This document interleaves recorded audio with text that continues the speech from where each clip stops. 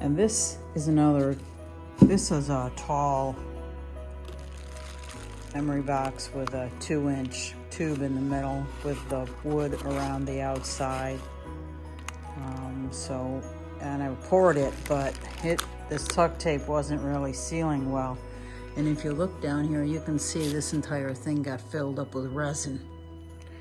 So I don't know what I'll do with this. It might be completely a new idea, where this is thick down here or wide at the base, and then this is thin here. You know, it depends. Maybe I'll make it a curve. I don't know. We'll see. But you can see it's full bottom heavy, which isn't bad for something you want to stay standing upright.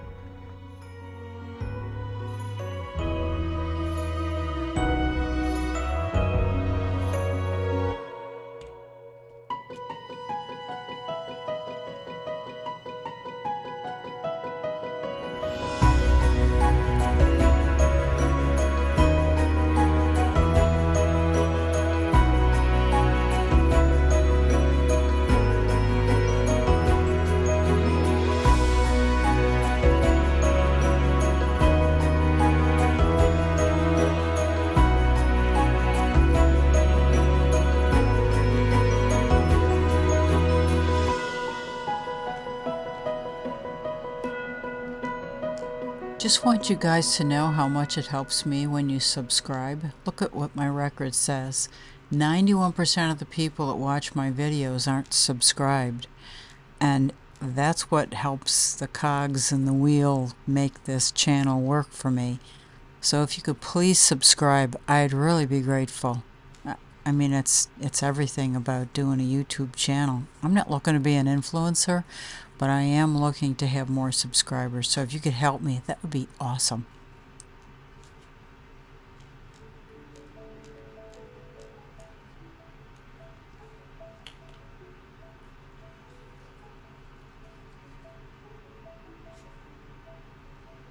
So I mixed up some milliput. It's a 2-part epoxy black, and this stuff gets as hard as a rock, but it's malleable for, oh, I don't know how long, but you have an extended period of time to work with it. But I filled a lot of these holes that were left here from gaps from where I poured in the resin. This thing was too big to put into a pressure pot, so I had these holes left over, which I filled with the black. And once this gets, I'll probably sand it by hand instead of doing it on the lathe.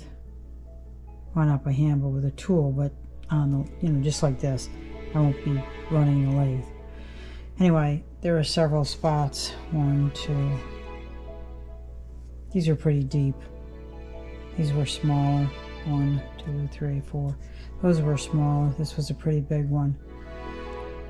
And this one's gotten quite firm. So I'll probably sand that tomorrow, but that's what I did. I wasn't going to do anything, but I changed my mind.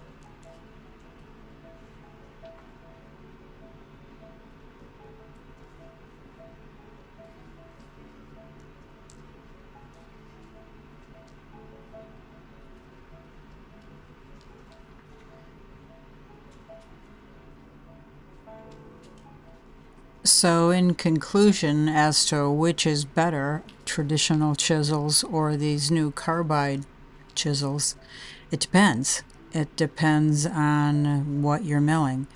They both have their functions, although I've had a lot of people attack me because they think that these carbide bits are terrible and blah blah blah, and old school people, just trollers that just want to attack other people because they don't do things the way they want to do them. I don't know why people do these things. In any event, I think it depends on what you're milling. I think the carbide bits are better for resin, and the traditional ones are probably better for wood, although you can use them for both. When you're doing a mixed one, it's a challenge, which is why I alternate between the two, and I just use what works best. So this is the next day, and the milli put is dried very hard, and I sanded the other one, but it took quite a while. So I'm gonna try and scrape this with a chisel to see if it comes off in part.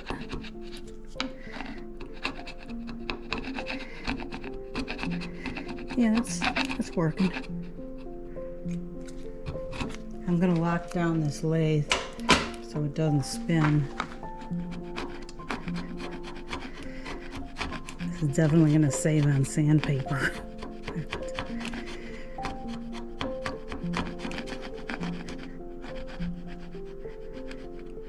Now I did put a Danish oil on this as well as sanding sealer, so I think it's helping to just get off the high parts, which is nice. So I'll finish doing this all the way around the whole piece and then touch up sanding after that. So it's all sanded down. Well, that one needs a little work right there, but these are smooth enough. And anyway, I sanded them, and I think that's probably a 60 grit sandpaper on the tool, but you know, as long as it's smooth. And then I went over it with this 220, yeah, 220, and it's pretty smooth, but it might look a little funky now. But what I'm going to do is very slowly, that's not locked anymore, very slowly I am going to put another coat of Danish oil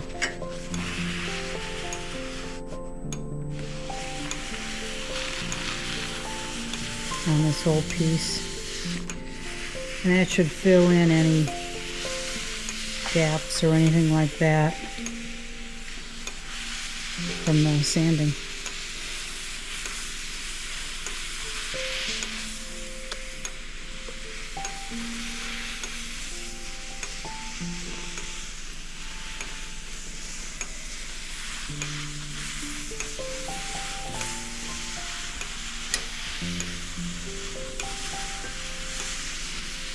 It's also, doing it slowly won't fling it all in my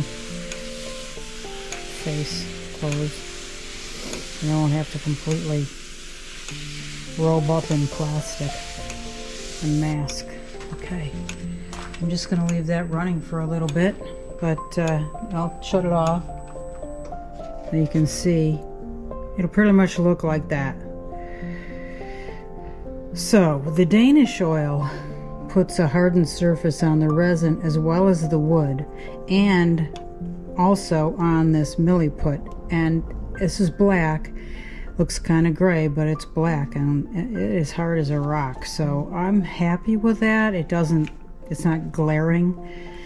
Milli put comes in turquoise, white, and black. It might even come with charcoal, I don't know. But the idea behind milli put is two-part epoxy. You mix it really, really well so the color is all consistent. But I am happy with that, and I'm just going to turn this back on, maybe turn it up a little bit more and let it dry.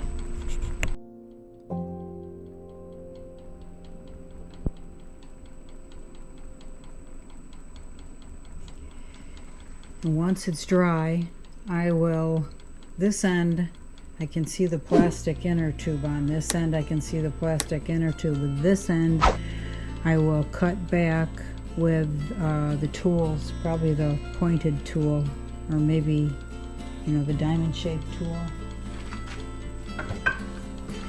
This tool. or possibly use this tool. Gets right in there and cuts a really small, this tool gets right in there and cuts a really 1/8 inch marker. I don't know, we'll see.